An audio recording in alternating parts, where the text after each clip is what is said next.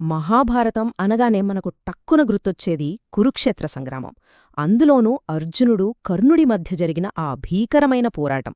కాని మీకు తెలుసా, వీళ్ళిద్దరి మధ్య ఉన్న శత్రుత్వం కేవలం ఆ జన్మలో రాజకీయాల వల్లనో రాజ్యాధికారం కోసమో వచ్చినది కాదు. పౌరాణిక గ్రంథాలను కొంచెం లోతుగా పరిశీలిస్తే ఈ ఇద్దరి వీరుల కథ ఒక అనంతమైన విశ్వచరిత్రగా, ఒక భారీ కర్మల ఖాతాగా మనకు కనిపిస్తుంది. అదెలాగో ఈ విశ్లేషణలో చూద్దాం.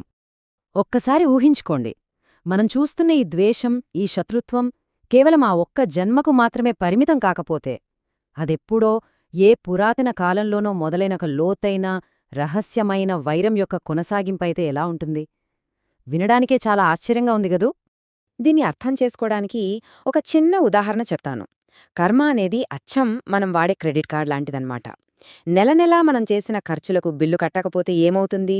వడ్డీతో సహా అది మరుసటి నెలకు ఎలాగైతే రోలోవర్ అవుతుందో, ఇక్కడ కూడా ఎగ్జాక్ట్గా అదే జరుగుతుంది. పరిష్కారం కాని పాత కర్మలు లేదా విరోధాలు ఆ ఒక్క జన్మతో అలా ముగిసిపోవు. అవి ఈ విశ్వకర్మ ఖాతాలో రికార్డైపోయి తర్వాత జన్మలకు కూడా పక్కాగా బదిలీ అవుతాయి. ఆ బాకీని ఏదో ఒక జన్మలో తీర్చక తప్పదు మరి. సరే, ఈరోజు మన ప్రయాణంలో ఏమేం చూడబోతున్నామంటే, ముందుగా ఈ విశ్వకర్మ ఖాతా అంటే ఏంటి, ఆ తర్వాత ఒక అజేయమైన గణితపరమైన వరం, దాన్ని ఎదుర్కోవడానికి వచ్చిన దైవిక ద్వయం, ఆ కర్మఖాతా ఎలా బదిలీ అయింది, దీనికి సంబంధించిన ప్రత్యామ్నాయ కథనాలు, చివరగా స్వచ్ఛమైన మానవ సహనం. ఒక్కొక్కటిగా ఈ అద్భుతమైన అంశాలన్నింటినీ డీకోడ్ చేద్దాం. మొదటి విభాగం, విశ్వకర్మ ఖాతా. కురుక్షేత్రంలో మనం చూసిన ఆ అర్జున కర్ణుల వైరం అప్పటికప్పుడు సడన్గా పుట్టుకొచ్చిందేమీ కాదు. అది అనేక యుగాల పాటు సాగుతూ వచ్చిన ఒక సుదీర్ఘమైన కర్మల యుద్ధానికి ఫైనల్ కంక్లూజన్ అన్నమాట. మామూలుగా కర్ణుడి బలమనగానే సూర్యభగవానుడిచ్చిన కవచకుండలాలే అని సంస్కృత గ్రంథాలు చెబుతాయి కదా. కాని కొన్ని రహస్య పౌరాణిక గ్రంథాలు ఇంకొంచెం లోతుగా వెళ్లి ఈ విశ్వకర్మ రుణం లేదా కాస్మిక్ డెట్ గురించి వివరిస్తాయి. అంటే ఆ కవచాల వెనుక ఒక పెద్ద హిస్టరీ ఉందన్నమాట. గత యుగాల్లో జరిగిన ఒక సంఘర్షణ తాలూకు లెక్కలను ఇక్కడ ఆడిట్ చేసి బ్యాలెన్స్ చేయాల్సిన పరిస్థితి ఏర్పడింది. ఇక రెండవ విభాగం, గణితపరమైన అజేయవరం చూద్దాం. అసలు ఈ కర్మఖాతా ఎలా మొదలైందో తెలుసుకోవాలంటే మనం ఎంతో పురాతన కాలం నాటి ఒక సంఘటనలోకి వెళ్ళాలి. అక్కడే మనకు ఒక ఇంపాసిబుల్ మ్యాథమెటికల్ పజిల్ ఎదురవుతుంది. పౌరాణిక సాంప్రదాయం ప్రకారం కర్ణుడు వాస్తవానికి దంభోద్భవుడు అనే ఒక రాక్షసుడి పునర్జన్మ. ఇతన్ని సహస్రకవచుడు అని కూడా అంటారు. పేరుకు తగ్గట్టుగానే ఈ దంభోద్భవుడు తీవ్రమైన తపస్సు చేసి ఏకంగా 1000 కవచాలుండేలా ఒక భయంకరమైన వరాన్ని పొందాడు. ఆ వరంతో వాడు సృష్టి నియమాలనే మార్చేశాడు. ఒక రకంగా చెప్పాలంటే ఈ విశ్వాన్ని హ్యాక్ చేసి ఒక పెద్ద చీట్ కోడ్ సంపాదించాడన్నమాట. ఈ వరం ఎంత విచిత్రమైనదంటే, ఆ రాక్షసుడిని చంపడం గణితపరంగా చూస్తే అసలు సాధ్యంగాదు. ఎందుకంటారా? వాడి శరీరానికి ఉన్న ఒక్క కవచాన్ని పగలగొట్టాలంటే పోరాడే వ్యక్తి ఏకధాటిగా 1000 సంవత్సరాలు తపస్సు చెయ్యాలి, మళ్ళీ అదే సమయంలో మరో 1000 సంవత్సరాలు ఫిజికల్గా యుద్ధం కూడా చెయ్యాలి. ఆలోచించండి, ఒకే వ్యక్తి ఒకే సమయంలో ఇటు తపస్సు, అటు యుద్ధం రెండూ చేయడం ప్రాక్టికల్గా ఎలా సాధ్యం? ఇది ఖచ్చితంగా ఒక అసాధ్యమైన షరత్తు కదా. ఇదంతా ఒక ఎత్తు అయితే, ఇక్కడ అసలైన ట్విస్ట్ మరొకటుంది. ఎవరైనా సరే ఆ 1000 ఏళ్ల తపస్సు, 1000 ఏళ్ల యుద్ధం కంప్లీట్ చేసి కష్టపడి ఆ కవచం పగలగొట్టారా అనుకుందాం, ఆ వెంటనే ఆ వ్యక్తి అక్కడికక్కడే చనిపోతాడు. వినడానికి షాకింగ్గా ఉంది కదూ. ఈ ఒక్క కండిషన్ ఆ రాక్షసుడి చీట్ కోడ్ని ఎవ్వరూ బ్రేక్ చేయలేనంత స్ట్రాంగ్గా మార్చేసింది. ఎందుకంటే ఒక వీరుడు తన ప్రాణాల పణంగా పెట్టి ఒక కవచం తీసినా అతను చనిపోతాడు. మరి మిగిలిన 999 కవచాలను ఎవరు తీస్తారు? అదన్మాట అసలు ప్రాబ్లం. ఇక్కడే మూడవ విభాగం, దైవిక ద్వయం రంగంలోకి దిగుతుంది. మరిలాంటి ఒక సిస్టమ్ పూర్తిగా బ్రేక్ అయినప్పుడు ఆటోమేటిక్గా దాన్ని సరిచేయాలి కదా. ఈ విశ్వం ఖాతాలను ఆడిట్ చేసి బ్యాలెన్స్ చేయడానికి సాక్షాత్తు విష్ణుమూర్తే ఈ ఎంట్రీ ఇవ్వాల్సొచ్చింది. ఆ ఇంపాసిబుల్ మ్యాథమెటికల్ ప్రాబ్లంని సాల్వ్ చేయడానికి విష్ణువు ఒకే వ్యక్తిగా కాకుండా విడదీయరాని కవలమునులుగా అవతరించాడు. వారే నర, నారాయణ. ఈ దైవిక ద్వయం ఒక బృందంగా ఏర్పడి తమ డ్యూటీలను పంచుకోవడం ద్వారా ఆ రాక్షసుడి అజేయ వరాన్ని బ్రేక్ చేయడానికి సిద్ధమయ్యారు. వాళ్లు వేసిన ప్లాన్ చూస్తే నిజంగా ఆశ్చర్యపోతాం. అదొక పర్ఫెక్ట్ ఆల్టర్నేటింగ్ సైకిల్ అన్నమాట. మొదట నరుడు ఏకధాటిగా 1000 ఏళ్లపాటు ఆ రాక్షసుడితో భీకరంగా యుద్ధం చేస్తాడు. అదే సమయంలో నారాయణుడు పక్కనే కూచోని కఠోర తపస్సు చేసి ఆధ్యాత్మిక శక్తిని కూడబెడతాడు. 1000 ఏళ్లవ్వగానే నరుడు ఆ కవచాన్ని పగలగొట్టి వరం ప్రకారం చనిపోతాడు. అప్పుడు నారాయణుడు తన తపశ్శక్తితో నరుణ్ణి తిరిగి బతికిస్తాడు. ఇప్పుడు వీళ్ళిద్దరూ ప్లేసెస్ మార్చుకుంటారు. అంటే నారాయణుడు యుద్ధానికి వెళ్తాడు, బతికొచ్చిన నరుడు తపస్సుకు కూర్చుంటాడు. ఈ అంతులేని రిపీటెడ్ లూప్తో రాక్షసుడి అజేయ వరాన్ని ఒక్కో కవచం చొప్పున పగలగొట్టడం మొదలుపెట్టారు. ఇప్పుడు 4వ విభాగం ఖాతా బదిలీ. మన కథలో క్లైమాక్స్కు వద్దాం.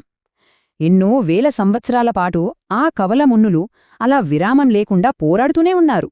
కర్మరుణం దాదాపు తీరిపోవచ్చింది. కాని మొత్తం క్లియర్ అవ్వలేదు. ఇక్కడ మీరు గమనించాల్సిన ఒక ఇంట్రెస్టింగ్ పాయింట్ ఏంటంటే, ఆ సుదీర్ఘమైన పోరాటంలో సరిగ్గా 999 కవచాలు ధ్వంసమైపోయాయి. ఇక ఆ రాక్షసుడికి మిగిలింది కేవలం ఒకే ఒక కవచం. ఎప్పుడైతే 999 కవచాలు పోయాయో, ఆ అహంకారి అయిన రాక్షసుడికి అస్సలైన భయం పట్టుకుంది.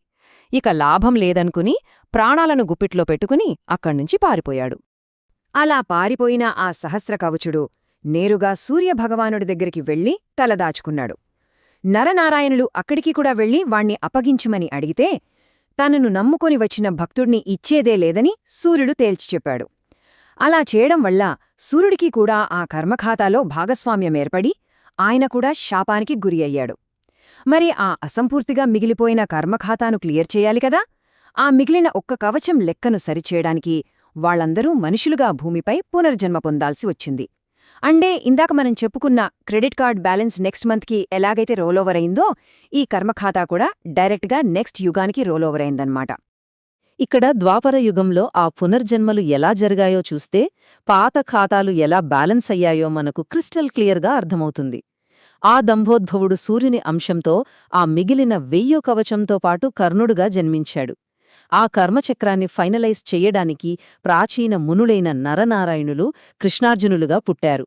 దీన్ని బట్టి మనకేమర్థమవుతోందంటే, ఆ కురుక్షేత్ర యుద్ధమనేది కేవలం భూభాగం కోసమో రాజ్యం కోసమో జరిగినది కాదు. అదొక విశ్వకర్మల బ్యాలెన్స్ షీట్ను జీరో చేయడానికి జరిగిన అతిపెద్ద కాస్మిక్ ఈవెంట్. 5వ విభాగం ప్రత్యామ్నాయ కర్మ ఖాతాలు. విశ్వకర్మల ఖాతాలో కేవలం సింగిల్ ఎంట్రీలు మాత్రమే ఉండవు కదా. కొన్ని ఇతర ఆధ్యాత్మిక భాష్యాలు ఈ కర్మ లెక్కలకు సంబంధించి మరిన్ని ఆసక్తికరమైన కాంప్లెక్స్ వర్షన్స్ని మనకు అందిస్తున్నాయి. అవేంటో కూడా చూద్దాం. ఉదాహరణకు మధ్వాచార్యులవారి తత్పర నిర్ణయం ప్రకారం తీసుకుంటే కర్ణుడిలో బహుళ జన్మల సారాంశం ఒకేసారి కలిసి ఉందట. రామాయణంలో తన సోదరుడైన వాలీ మరణానికి కారణమైన సుగ్రీవుడి అంశం కూడా కర్ణుడిలో ఉందని చెబుతారు. వాలీ చావుకు తాను కారణమయ్యానన్న బాధతో ప్రాయశ్చిత్తం చేసుకోవాలనే ఆరాటం ఆ జన్మలో దాగి ఉంది. అంతేకాదు, దానితోపాటే సహస్రవర్మ అనే మరో రాక్షసుడి ప్రాణశక్తి కూడా కర్ణుడిలో ఏకకాలంలో మిక్స్ అయ్యుందని ఈ సిద్ధాంతం చెబుతోంది. దీన్ని బట్టి ఈ కర్మల పుస్తకంలో ఎంత క్లిష్టమైన మల్టిపుల్ ఎంట్రీలు ఉన్నాయో మనం అర్థం చేసుకోవచ్చు. ఇక ఆఖరి విభాగం 6వది స్వచ్ఛమైన మానవ సహనం. ఇప్పటిదాకా మనం దేవుళ్లకు జన్మజన్మల కర్మలకు సంబంధించిన లెక్కలు చూశాం కదా. ఇప్పుడు వీటన్నింటికీ పూర్తి భిన్నంగా చాలా గ్రౌండెడ్గా ఉండే ఒక గిరిజన జానపద కథనం గురించి తెలుసుకుందాం. అదే భిల్లుల భారత కథనం. ఈ ఫోక్ వర్షన్లో దైవికమైన ఆకర్షణలు, మ్యాజిక్ లాంటివేమీ ఉండవు. ఇక్కడ కథ చాలా రా అండ్ రియలిస్టిక్గా ఉంటుంది. కుంతి ఒక సరస్సులో స్నానం చేస్తుండగా సూర్యుని కిరణాలు ఆమెను తాకుతాయి. వెంటనే ఆమె గర్భం దాల్చుతుంది. ఆ తర్వాత ఆ బిడ్డ మామూలుగా కాకుండా అత్యంత హింసాత్మకంగా ఆమె పుర్రెను చీల్చుకుని బయటకొస్తాడు. అప్పుడు భయపడిపోయిన ఆమె ఆ పసికందును తీసుకెళ్లి ఒక చెత్తకుప్ప కింద ఉన్న గుంతలో పాతిపెడుతుంది. గమనించాల్సిన విషయమేంటంటే, ఈ కథనంలో ఆ కవచకుండలాల ప్రస్తావన ఎక్కడా ఉండదు. ఎలాంటి దైవిక కవచాల రక్షణ అతనికి లభించదు. ఇక్కడ మనం నోట్ చేసుకోవాల్సిన ఒక ఇంపార్టెంట్ పాయింట్ ఏంటంటే, ఈ గిరిజన కథనం కర్ణుడికున్న ఆ డివైన్ ప్రొటెక్షన్ని పక్కన పెట్టేసింది. అంటే దేవుడిచ్చిన అజేయమైన వరాలకన్నా లైఫ్లో ఎదురయ్యే అతి దారుణమైన పరిస్థితులను ఎలాంటి కవచాలు లేకుండా ఒంటరిగా ఎదుర్కొనే స్వచ్ఛమైన మానవ సహనానికే, ఆ పట్టుదలకే ఈ కథనం ఎక్కువ ప్రాధాన్యత ఇస్తోంది. ఇదొక రకమైన డిఫరెంట్ పర్స్పెక్టివ్ కదా. అంతేకాదు ఈ జానపద కథనాలు కర్మ సిద్ధాంతాల కన్నా మనుషుల సైకాలజీ మీద ఎక్కువ ఫోకస్ చేస్తాయి. కర్ణుడికి చిన్నప్పట్నుంచే అర్జునుడిపై ఒక రకమైన తీవ్రమైన అకారణమైన అసూయ ఉంటుంది. వాళ్ళిద్దరూ యుద్ధభూమిలో ఎదురుపడక ముందే చిన్నప్పుడే వాళ్ల మధ్య ఈ మానసికమైన శత్రుత్వం మొదలైందని ఈ కథలు చెబుతాయి. అంటే ఇదేదో పూర్వజన్మ కర్మల వల్ల కాదు, పూర్తిగా ఒక బేసిక్ హ్యూమన్ ఎమోషన్, ఒక మానవ సహజమైన లోపం అని మనకు చూపిస్తున్నాయి. సో మనం ఈ సుదీర్ఘమైన అనంత విశ్వప్రయాణాన్ని ముగించే ముందు ఒక ప్రశ్న వేసుకుందాం. నిజమైన బలం, అసలైన సహనమనేది ఎక్కడ్నుంచొస్తుంది? దేవుడిచిన కవచాలు, వరాలనుండా? లేక ఎలాంటి రక్షణ లేకపోయినా జీవితం విసిరే అత్యంత కఠినమైన సవాళ్లను ఎదుర్కొనే పచ్చి మానవ పట్టుదలనుండా? సంస్కృత పురాణాలు కర్మసిద్ధాంతాన్ని బ్యాలెన్స్ చేస్తే, జానపద కథలు మానవత్వాన్ని సెలబ్రేట్ చేస్తున్నాయి. బహుశా ఈ రెండు కోణాల కలయికే కదా మహాభారతాన్ని ఎప్పటికీ సజీవంగా ఉంచుతోంది. మరి ఈ అనంతమైన కర్మసిద్ధాంతం గురించి మీరేమనుకుంటున్నారు? ఆలోచించండి. మళ్ళీ కలుద్దాం.